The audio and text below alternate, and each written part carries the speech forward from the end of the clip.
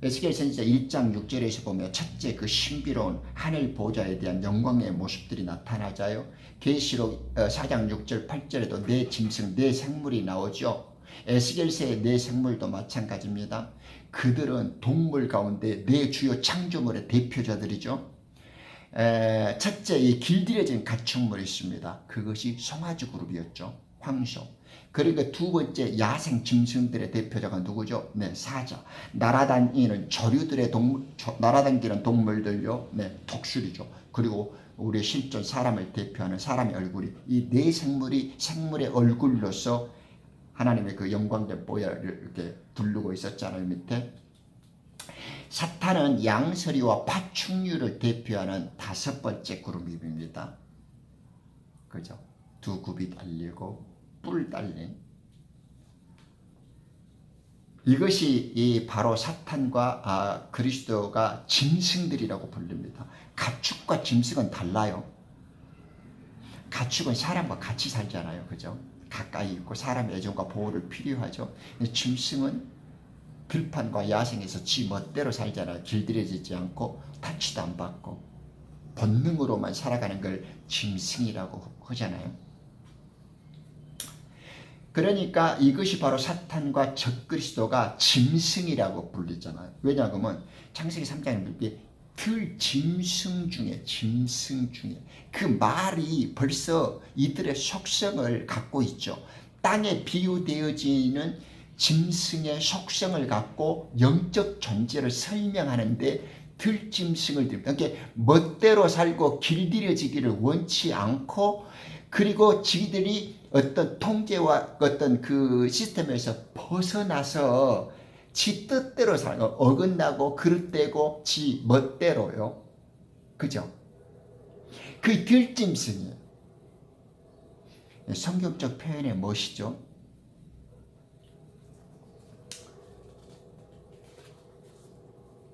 이 사탄은 그룹 천사입니다. 그냥 일반 천사가 아니에요. 그는 창조된 존재면서 다섯 번째 그룹입니다. 그 네 생물의 네 그룹 나오잖아요. 네. 다섯 번째 그룹이 양소리와 파충류 대표 그룹인데 이들의 이 그룹의 그 장이 이 캐룹이 바로 루시퍼라고 불리는 사탄의 총책 붙는 그룹 천사의 이렇게 우두머리였죠. 이 하늘에서.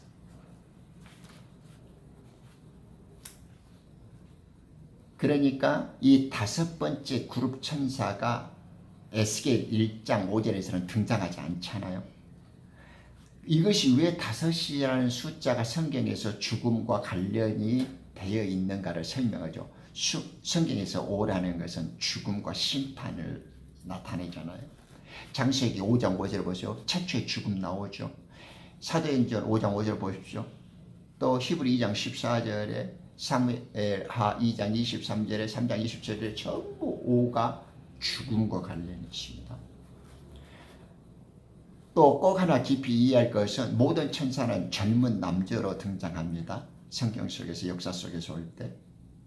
그러므로 만화와 동화가 만들어내는 그 날개 달린 천사, 뭐 여자로 태어난 천사, 아기 천사, 뭐 장발의 천사, 이 외에 상상력이 동원된 모든 유사 종류의 천사들은 우리들이 성경적인 의미에서 천사들이 아니라는 것을 꿰뚫어야 합니다. 그것들은 소설적이고 상상과 동화적으로 지어낸 인간들의 이야기이지 성경에서 제시하고 말하는 천사는 아닙니다. 사도행전 10장에 보면 그 유명한 이방인 나오죠. 개인적이고 경건함을 지녔으며 하나님을 찾았던 고넬료라는 사람 나오잖아요. 그가 항상 구시에 기도하면서 이렇게 하나님께 경건을 유지했던 분인데 누군가를 보죠. 기도 시간에. 근데 그것이 하나님의 천사였어요. 그가 고넬료야 하고 불렀습니다. 베드로가 처음으로 천국 열쇠를 사용하여 이방인인 고넬료에게 복음을 전파하는 이 이야기 속에서 고넬료는 베드로를 자기 집으로 부른 이유를 이야기하지 않습니까? 그때 그 천사의 이야기를 베드로에게 꺼내잖아요. 고넬료가 말하기를 나흘 전에 이 시간까지 내가 금식하고 제9시에 내 집에서 기도하고 있었는데 보소서, 어떤 사람이 광채나는 옷을 입고 내 앞에 서서. 10장 30절 말씀입니다. 3절에서는 하나님의 천사라고 자기가 화성에 봤대요. 그런데 30절에는 그 천사가 광채나는 옷을 입는 어떤 사람을 봤다, 이렇게 말하죠. 그러니까 천사는 이렇게 우리들의 환상 속에 또 다른 모습으로도 보이지만은 우리에게 나타날 때는 사람의 모습으로 나타난다는 것을 확인해 주고 있죠. 물론 성경에 수많은 곳에서 다 표현해 주고 있습니다만은, 이렇듯 하나님의 천사는 사람의 모습으로 사람과 함께 있고 같이 나타날 수 있다는 것을 우리는 보고 있죠. 이분들이 하나님의 아들들이 천사고, 천사가 곧 하나님의 아들들입니다. 그들은 영으로 불리고 하늘의 별들로도 불리죠. 이 천사들은 젊은 남자로 다가오는 모습을 우리는 성경 속에서 볼 수 있죠. 요한계시록에는 예수 그리스도께서 그리스도인을 위해 준비하고 계시는 그 예루살렘 처소의 그 준비가 나옵니다. 그때 그 헬란 말로 모나이, 그 대저택이라는 그 설명하는 부분이 나오죠. 그 도성에는 네모가 반듯하고 길이와 넓이가 같더라. 그러므로 그가 갈대로 그 도성을 측량하니 12,000 스타디온이요. 이는 그죠, 사람의 척도 곧 천사의 척도라. 계시록 21장 16절 17절 보십시오. 이 얼마나 놀랍고 경이롭습니까? 구원받는 백성들이 하나님의 천사들과 같대요. 하나님 천사에 치수돼요. 사람이 곧 천사죠. 천사들의 호칭 또한 성경에서 다양하게 표현되어지죠. 시중들은 자, 하나님의 군대, 순찰단, 하나님의 아들들, 성도들, 별이라고 불립니다. 이들은 하나님께 경배드리고 하늘에서 또 이 땅들을 돌아보고 구원받을 백성들의 사역을 돕고 하나님의 일에 따라 맡은 바 직임을 수행하고 있음을 우리는 성경을 통해서 배울 수 있죠. 또 마지막 심판 때 하나님의 진리를 대행하는 역할까지 함께 하죠. 땅에 있는 또 역할을 할 때는 다니엘에게 가르쳤던 가브리엘 천사처럼 하나님의 신비를 알려주죠. 시대와 나라들의 운명을 예고해도 해주죠. 복음을 전하라고 명령도 하죠. 고넬료 가정처럼 하나님의 구원받으라고 소식도 전해주죠. 알려주고 보호하고 위로하고 구출하고 죽을 때 그 영혼을 또 하나님께 인도하기도 하죠.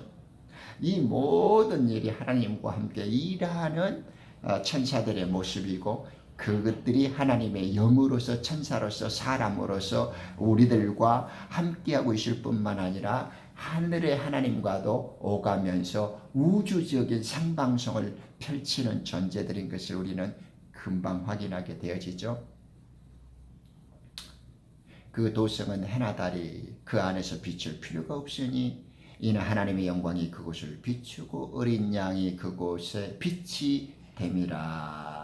그리하여 구원받는 자들의 민족들이 그 도성의 빛 가운데서 걷겠으며 땅의 왕들이 영광과 존귀를 그곳으로 가져오리라. 하나님의 도성에도 땅이 있죠. 땅의 왕들이 있잖아요. 그 존귀를 갖고 영광을 갖고 하나님의 거룩한 성으로 온대요. 놀랍지 않나요? 그러니까 땅이라는 말을 너무 막 이렇게 편견을 갖고 우리 죄악의 땅, 이 어둠의 땅만을 생각할 필요 없어요. 네, 성경의 차원을 좀 새롭게 열어가자고요.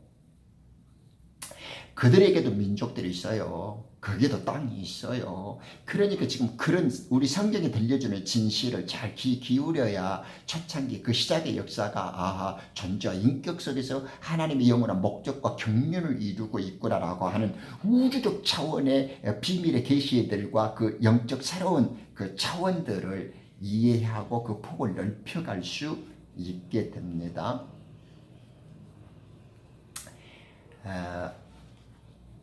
이 시간에는